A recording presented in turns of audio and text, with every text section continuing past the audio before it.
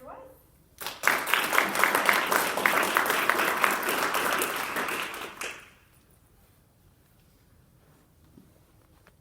As soon as I get the slide, here we go.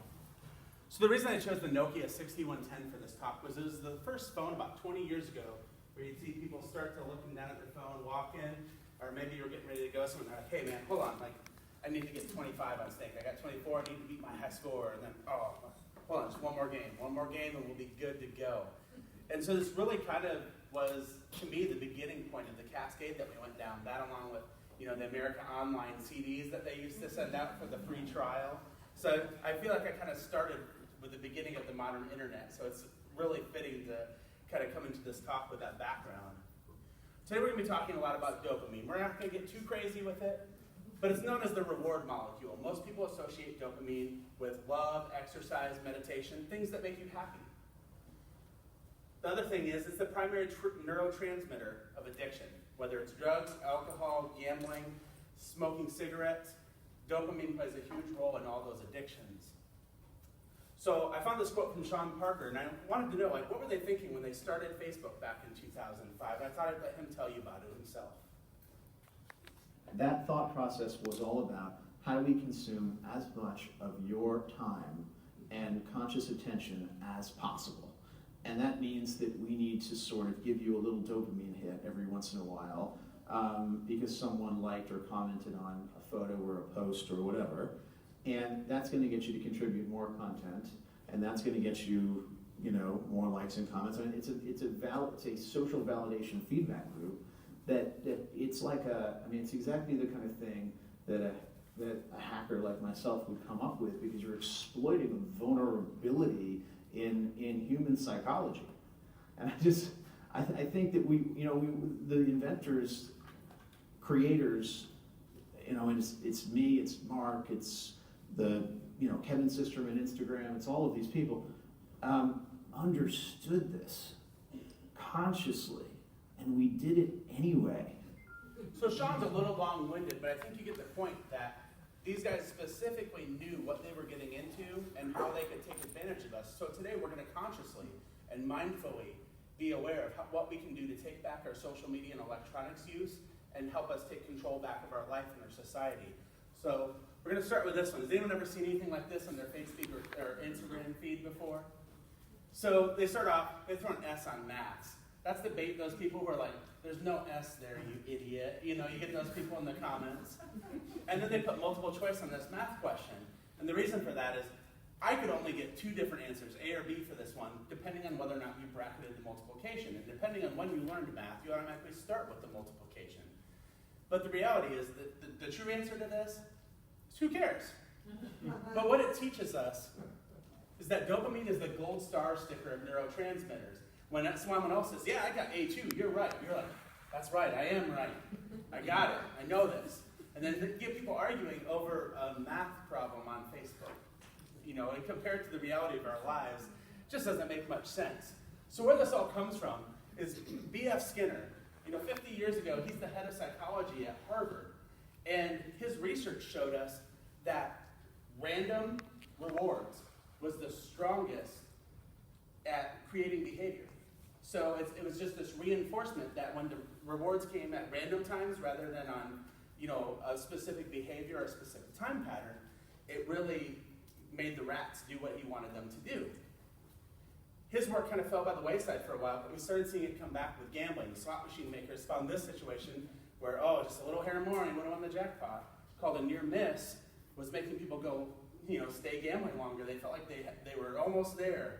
And so they started making this near miss situation appear 12 times more than it would just with mathematical probability. So then we get Luke Clark from Cambridge, and he took the near miss and added human input. And when you put the near miss and human input together, people stay going longer and longer with the gambling because they feel like pulling the lever or pushing the stop button is going to, it's going to have an impact. Now we're going to get it. Now we're for sure going to win that jackpot.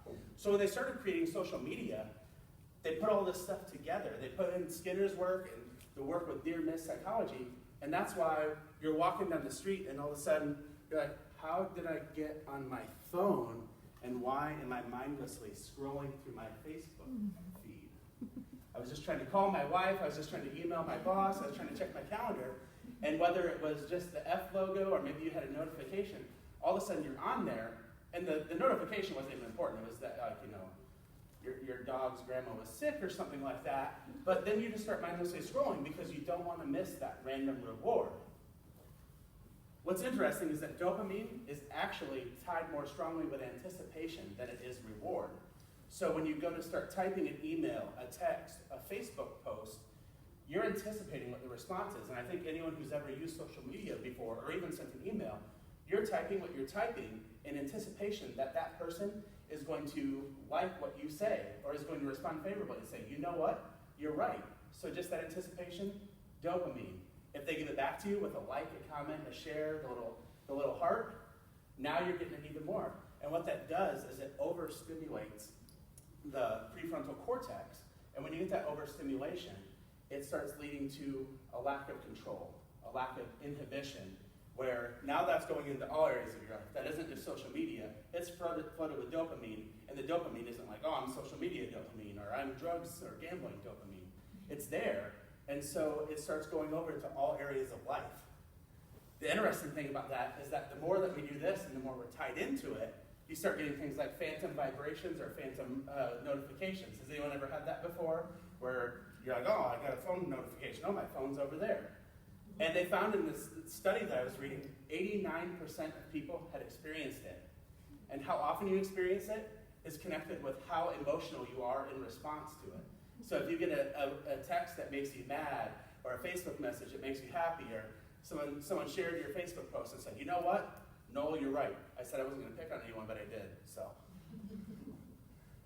then it carries over to work.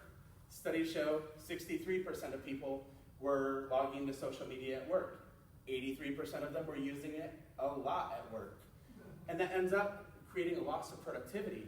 In the studies, they're showing that at least 13% of productivity loss is directly tied to social media.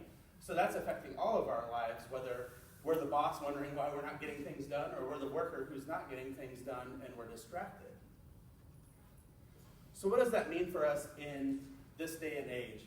I'm going to go to Sean for this one again because I loved his explanation and I figured it was better to hear him say it than me. The unintended consequences of a network when it grows to 1 billion or 2 billion people, and it literally changes your relationship with society, with each other, with it probably interferes with productivity in weird ways.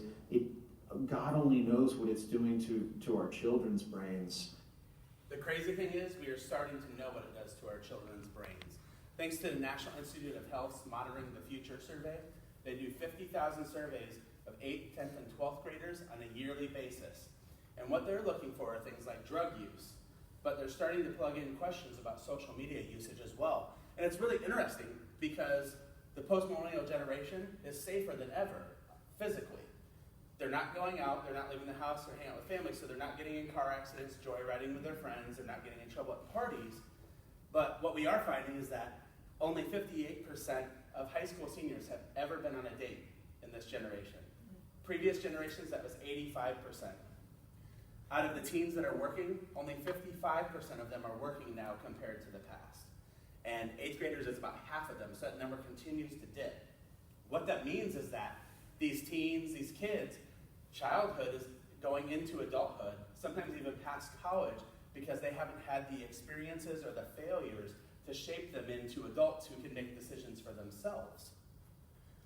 But just because they're at home doesn't mean that they're happy. It doesn't mean that they're connected with their families. One of the big takeaways from that survey in one of the last years that they did it was that the amount of time in a week that they spend on social media was strongly connected with their ability to report feeling unhappy. So that little red pie piece there is social media use. For this one, I used 7.5 hours. They said 6 to 9 hours in a week makes people 47% more likely to report being unhappy. That's only about an hour a day. And if you bump it up to 10, just a little sliver more, it goes up to 56% of them are reporting feelings of being unhappy. In addition to this, more depression, more risk factors for suicide. 2011 was the first time that teen suicide was more than teen homicide. So a lot of this information is showing that we're not exactly going the way that we want to go with it. In 2016, the American Academy of Pediatrics put out guidelines for screen times and electronic use. And one of the craziest things I found when doing some of my research was that Caltech did a project with the Silicon Valley Community Foundation. Obviously, Silicon Valley is famous for their technology and their use of it and their development of it. And they found that librarians, teachers, parents, and caretakers, out of all the community talks they did, out of all the surveys they did, no one had any idea that there was these guidelines out there. And the crazy thing about these guidelines is that they said under the age of 2, there is no known benefit for a kid watching a tablet, a TV, anything. There just was no benefit. It wasn't going to help them cognitively. It wasn't going to help their development. So they broke it down a little bit more. That said under 18 months, there's no reason for screen time at all unless you have a family member who's away for work a lot or deployed in the military. Then you want them to have some of that interaction to start building that familiarity and that relationship. 18 to 24 months, yeah, you still don't really need to do it, but if you're going to do it, it should be really good, should be really short, and you need to watch it with them so they kind of have an idea of what's going on, what they're seeing, and what it means. 2 to 5, they're saying still high quality, watch it with them, but like under an hour a day. And once you get beyond that, they just want you to keep it consistent and not let it interfere with their sleep, their exercise, their healthy eating habits. But the point of this isn't to guilt anyone, but it's to look at the stats that we're hearing of, where teens are going and how they feel about their social media use and how it's affecting their lives, and then to know these guidelines, whether it's us personally or someone that we know or something that we see out in public, no one really knows about these guidelines or they're choosing to ignore them. So what does that mean when we get to the future, when the kids who were born with an iPhone placed in their hand as a baby so they could watch, SpongeBob or whatever, or the iPad in 2011, we're still 5-6 years away from those surveys starting to hit the Monitoring the Future survey. And if the data keeps swinging hard like it is, we're going to see more depression, more anxiety, more suicidal tendencies, and probably more suicide itself.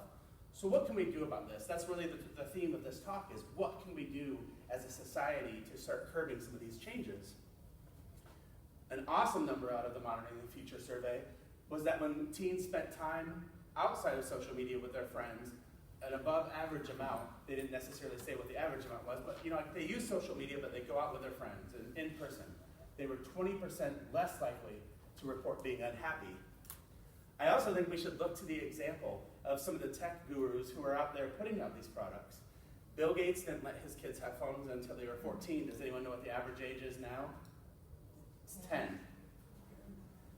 And in 2011, this was one of my favorite ones, Steve Jobs was asked, man, your kids must love the iPad. And he told the New York Times reporter, my kids have never messed with an iPad. We have rules on technology in our household. So it's funny that, we see this stuff, the stats are readily available, but what are some things that we can do to start reeling that back in and start, kind of reconnecting these people with their friends, with their families, so that we can see those stats go back in the other direction? One thing I recommend is, change the frequency of how often you check your email, your social media. Whether it, maybe right now you check it every 15 minutes. If you even go to half an hour or an hour, you're going to be better off than you are right now. Leave your phone in the other room. That's something that I do a lot with my girls. I have a 3-year-old and a 4-month-old. And so I notice even with the 4-month-old, she knows when I'm on my phone. So a lot of times when I go home, I'll turn it off, leave it in the other room. That's on there too. Or maybe you're the person where you get pulled by the notification, that vibration, that sound, and you're like, oh, I've got to check it. By putting these all together and looking at your life, your work situation, your family situation, where you're at and how much you need to be able to be contacted, we can start pulling that in and reeling it back together. Thank you.